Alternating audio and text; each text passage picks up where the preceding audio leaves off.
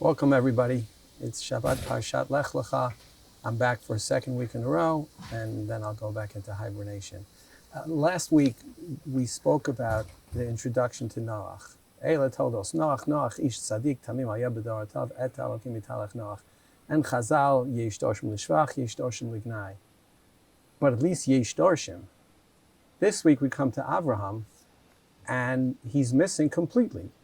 You have a pasuk, ve'ela toldo terach holidet Avraham et nachar ve'et haran v'haran holidet Lot. Okay, so we know who his father is, and we know that his uncle passed away and what have you. But who's Avraham? And all of a sudden you have, beginning of the parsha, Vayomar Hashem al Avraham, Lekh, right? Avraham is clearly a person that Hakadosh Barukh Hu speaks to, and yet we don't know anything about him.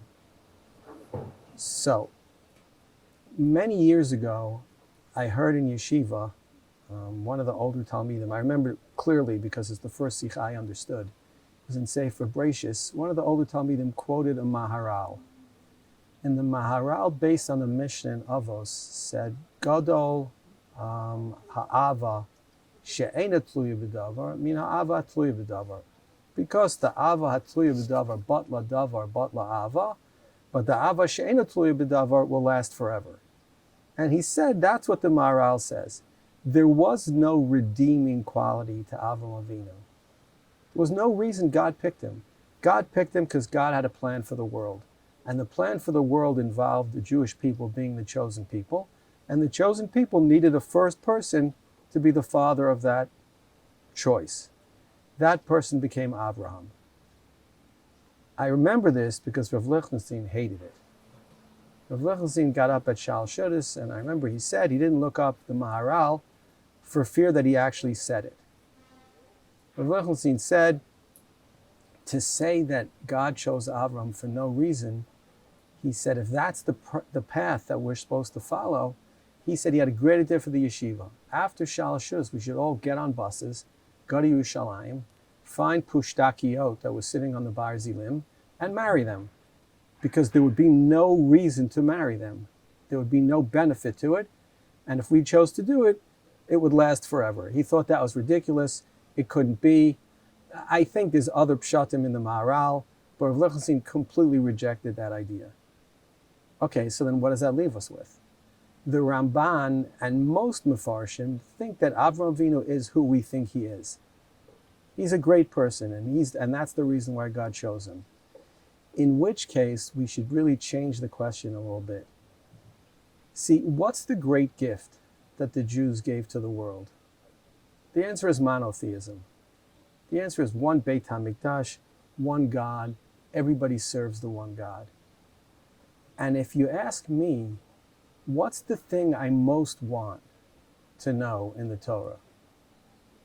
What I most want to know is how did Avraham Avinu figure out that there's one and only one God? He had no teachers. He had no texts. There was no chosen people that he wanted to be part of. Meaning nowadays, if you're a ger, you want to be part of the Jewish people. But he had none of that. In fact, the Rambam says in the first parak of Hilchos Avodah Zarah that Avraham Avinu himself was an Ovid Avodah Zarah.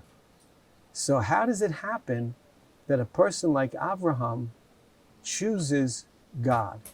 What's the moment in time in which Avraham Avinu becomes convinced that there's a God? And in the Medrashim, we understand that that's what happens. Avraham Avinu doesn't just think that there's a God. He knows that there's a God because he risks his life for it. He gets thrown into Ur Kasdim. So how does that happen? And the answer is the Torah doesn't tell us. And it's frustrating, because we want to know the answer. So why doesn't the Torah tell us? And here I think we learn a really, really important lesson in terms of Hakadosh Barukh Hu and the role of the Torah. If Hakadosh Baruch Hu told us how Avraham Avinu found him, if Hakadosh Baruch Hu told us how old Avraham Avinu was, if you ask, how old was he? Because one medrash says he was 3, one medrash says he was 40, one medrash says he was 48.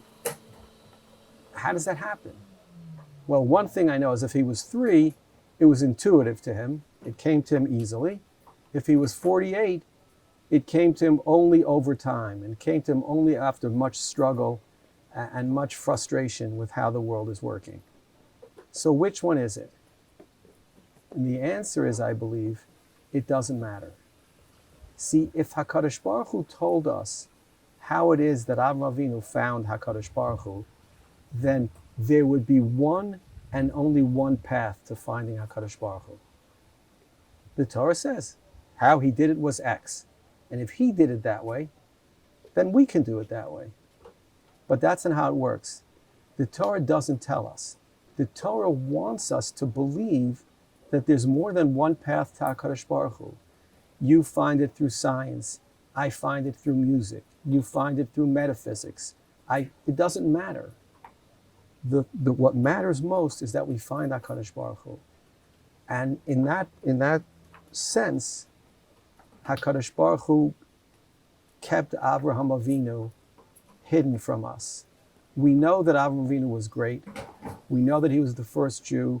We know that he discovered monotheism. We know all of that. How he did it, we don't know. And the answer is, and it's not the only place in the Torah that this happens, that HaKadosh Baruch Hu doesn't want us to know. Yes, it would be helpful to find out how he did it, but the price would be too great. The price would be that if Avraham Avinu did it this way, I have to do it that way. And that's not the way the Torah is supposed to work. So we find Avraham and we meet him fully formed.